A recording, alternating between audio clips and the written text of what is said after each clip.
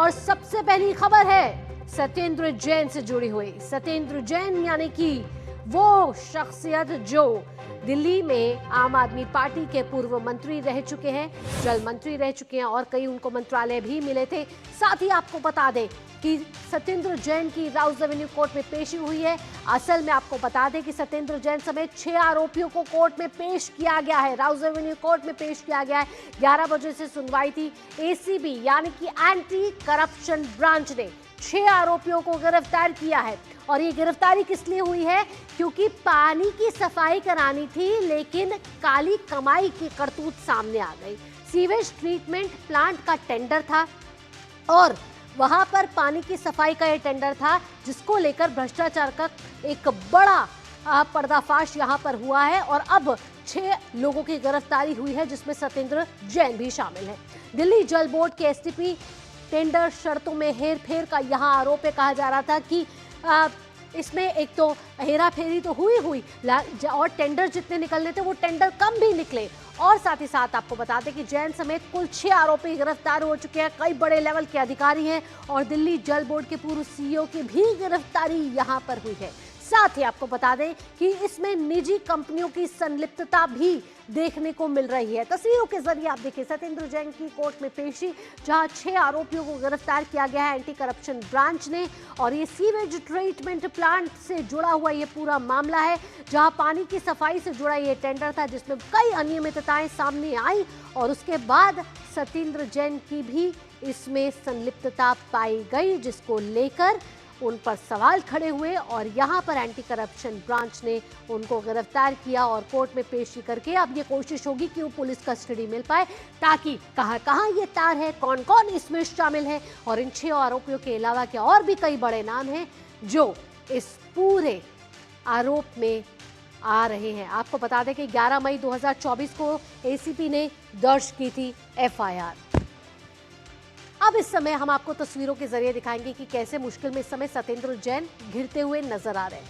DGP यानी कि दिल्ली जल बोर्ड घोटाले में इस समय सत्येंद्र जैन जो है वो गिरफ्तार हो चुके हैं। दूसरी आप तस्वीर देख रहे हैं कि कोर्ट में पेशी। अब कोर्ट में सुनवाई के बाद ये सामने आएगा कि क्या एसीबी को पुलिस कस्टडी मिलती है, और जब पुलिस कस्टडी मिलेगी तो तमाम जो आरोप यहाँ पे सत्येंद्र जैन पर अभी लगते हुए नजर आ रहे हैं और जो सवालों का अंबार होगा वो जवाब सत्येंद्र जैन को देना होगा कि आखिरकार जब वे मंत्री थे, जब ये सीवेज ट्रीटमेंट प्लांट का टेंडर निकला था, उसमें जो हेरा फेरी के जो तमाम आरोप लग रहे हैं उसमें कितनी सच्चाई है और कितनी नहीं। अब ये तो तभी तय होगा जब कोर्ट में पेशी के बाद एसीबी को पुलिस कस्टडी मिलती है और फिर पूछताछ का सिलसिला शुरू होगा। आपको बता दें कि 2.5 साल जेल में पहले भी बंद रहे हैं सत्येंद्र जैन, वो दूसरा मामला था और अब ये अलग मामला है। 2 साल पहले 22 महीने पहले उनको जमानत मिली और उसके बाद अब एक और नए मामले में यहाँ सत्येंद्र जैन मुश्किलों में दिख रहे हैं। तो इस समय बीजेपी भी आप पर हमलावर है। किस तरीके से बीजेपी की प्रतिक्रिया आ रही है, आइए आपको सुनवाते हर्ष मल्होत्रा जो कि दिल्ली भाजपा अध्यक्ष है। इसके साथ साथ वीरेंद्र सचदेवा ने भी प्रतिक्रिया दी है, सुनवाते हैं आपको। कट्टर ईमानदार कहने वाले केजरीवाल और उनके साथी मंत्री, उन सब की पोल पट्टी अब धीरे धीरे खुलनी शुरू हुई है। दिल्ली विधानसभा में भी 19 सीएजी की रिपोर्ट्स केजरीवाल की सरकार की पोल पट्टी खोल रही हैं। एसीबी ने विस्तृत जांच के बाद दिल्ली के अधिकारियों को, उस समय के जल बोर्ड के अधिकारियों को, ठेकेदारों को और सत्येंद्र जैन को प्राइमा फेसी कल्प्रिट पाया है। जांच एजेंसी ने पूरी प्रक्रिया के बाद सत्येंद्र जैन, उदित प्रकाश और बाकी 4 लोगों को अरेस्ट किया है। यमुना की सफाई पर एसटीपी प्लांट जो बनने थे, उसके टेंडर में जानबूझकर एक व्यक्ति विशेष को फायदा पहुंचाने के लिए गड़बड़ी की गई। टेंडर को इस हिसाब से बनाया गया कि सिर्फ जीरोटेक कंपनी को मिले और उसमें मोटा पैसे की चोरी अरविंद केजरीवाल और उनके आम आदमी पार्टी के साथियों ने की है। तो देर सवेर ये दलाली का काम, चोरी का काम, जो धोखे का काम अरविंद केजरीवाल ने शुरू किया था, उसी का परिणाम है।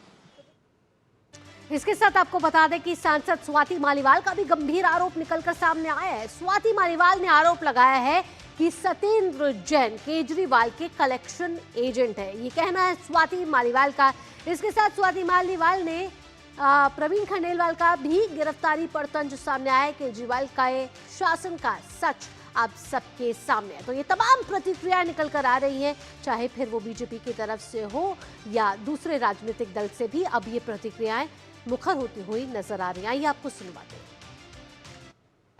सत्येंद्र जैन पूरी तरीके से अरविंद केजरीवाल के कलेक्शन एजेंट की तरह काम करते हैं पंजाब के अंदर।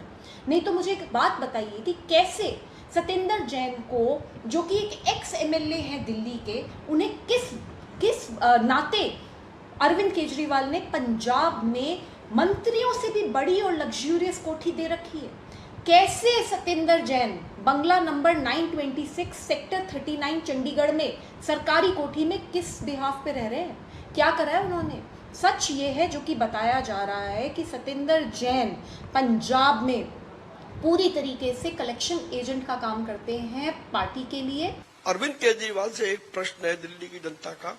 10 साल आप दिल्ली के मुख्यमंत्री रहे, ये जो जल बोर्ड का घोटाला सामने आया, एसटीपी बन नहीं पाए, जिसके कारण से यमुना साफ नहीं हो पाई और दिल्ली के लोगों को महरूम रहना पड़ा यमुना के पानी से। इसका जिम्मेदार कौन है? और जो झूठा नैरेटिव ईमानदारी का अरविंद केजरीवाल चलाते हैं, वो नैरेटिव पूरी तरीके से। तो साफ तौर पर आपने सुना कि यहाँ बीजेपी लगातार अब आप पर हमलावर है और कह रही है कि पानी की सफाई होनी थी, लेकिन यहाँ तो आप काली कमाई कर चली गए। मोहित शुक्ला हमारे साथ जुड़ गए हैं, हमारे साथ लगातार हमको अपडेट दे रहे हैं सुबह से। मोहित, यहाँ मैं पूछना चाहूंगी, राउज एवेन्यू कोर्ट में पेशी के बाद अब एसीबी ये कोशिश करेगी कि पुलिस कस्टडी सत्येंद्र जैन की मिले, साथ ही वो अधिकारी जिनको गिरफ्तार किया गया है, अब आगे की कार्यवाही किस रुख में बदलती हुई नजर आएगी और आपकी मुश्किलें यहाँ कितनी बढ़ती हुई नजर आ रही है?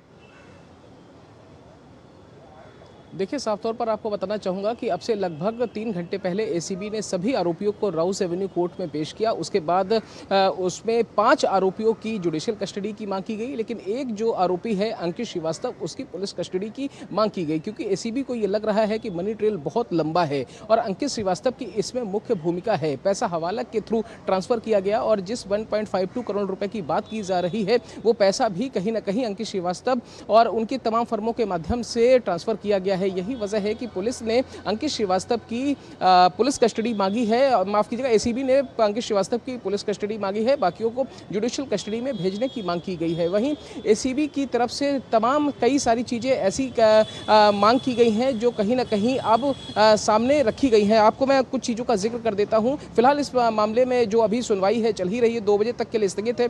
2 बजे के बाद फिर इस पूरे प्रकरण में सुनवाई शुरू होगी और दिग्विजय सिंह जो कि स्पेशल जज सीबीआई है, उनके चैम्बर में ये सुनवाई, उनके कोर्ट रूम में ये सुनवाई चल रही है। और मैं आपको बताऊं कि जो एसीबी ने दलील दी है उसमें साफ तौर पर कहा है कि अंकित श्रीवास्तव ने कथित टेंडर हेरफेर में महत्वपूर्ण भूमिका निभाई है और साथ ही उन्होंने एक आपराधिक साजिश का एंगल भी इसमें करार दिया है। इसलिए जो संबंधित दस्तावेज हैं, संबंधित तथ्य हैं, उनकी जांच और पता लगाने के लिए अंकित श्रीवास्तव की कस्टडी बहुत जरूरी है। साथ ही मैं आपको बताऊं कि एसीबी ने यह भी कहा है कि जो आधिकारिक टेंडर है उसका रिकॉर्ड, व्हाट्सएप चैट और इलेक्ट्रॉनिक साक्ष्य इन आरोपों को समर्थन देते हैं कि ये सभी आरोपी आपस में बातचीत कर रहे थे और जो तमाम इनके बीच में जो रिलेशन है वो कहीं ना कहीं जगजाहिर है। इसके अलावा एक और चीज जिसका जिक्र किया गया है, जिसको साफ तौर पर एसीबी ने कहा है कि अंकित श्रीवास्तव की यूरोटेक के प्रतिनिधि राजकुमार कुर्रा के साथ नियमित रूप से व्हाट्सएप चैट होती थी। साथ ही ये भी कहा है कि उन्होंने ऐसे डॉक्यूमेंट साझा किए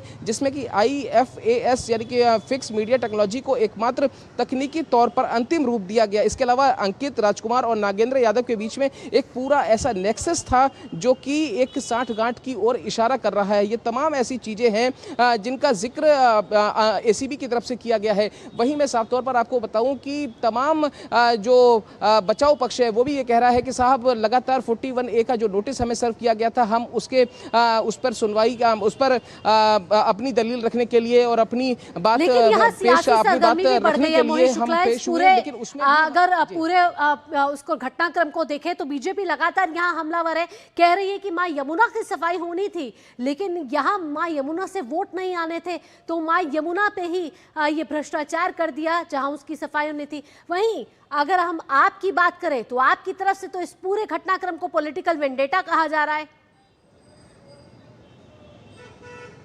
बिल्कुल, मैं आपको बताऊं कि आम आदमी पार्टी के तमाम बड़े नेता, संजय सिंह हो, केजरीवाल हो, मनीष सिसोदिया हो, सभी ने इसको पॉलिटिकल वेंडेटा के तहत कार्रवाई बताया है। उन्होंने साफ तौर पर कहा कि पंजाब में चुनाव है, सह प्रभारी है सतेंद्र जैन और उनकी गिरफ्तारी हुई है। वहीं एसीबी का ये कहना है कि 11 मई 2024 को ये मामला दर्ज किया गया। उसके बाद ईडी ने भी इसमें कई सारे ऐसे दस्तावेज हैं जो इकट्ठे किए हैं। उसके अलावा एसीबी ने जब ये मामला दर्ज किया तो उसके बाद फिर ये गिरफ्तारी हुई है। तो तमाम ऐसी चीज़ें हैं जो अब सामने आ रही हैं, लेकिन नेक्सस बहुत बड़ा है, उस नेक्सस की पड़ताल की जा रही है। और साथ ही मैं आपको बताऊं कि जो बचाव पक्ष की तरफ से जो दलीलें दी जा रही हैं, उनका ये कहना है कि हमने हर बार जब भी हमें पेशी के लिए किसी भी मामले में बुलाया गया, तब हम इस पूरे मामले में हम पीछे नहीं हटे हैं, हम लगातार सामने खड़े रहे हैं। तो इसलिए कहीं ना कहीं वो इस पूरे मामले को ही पॉलिटिकल वेंडेटा के तहत बता रहे हैं। और साथ ही वो ये भी कह रहे हैं, उनका ये भी कहना है बचाव पक्ष का, कि इस पूरे मामले को कहीं ना कहीं एसीबी की तरफ से अब इस तरीके से एस्टेब्लिश किया जा रहा है कि जैसे